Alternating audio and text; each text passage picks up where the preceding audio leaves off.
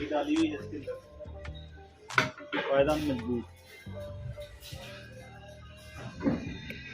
ठीक है जी।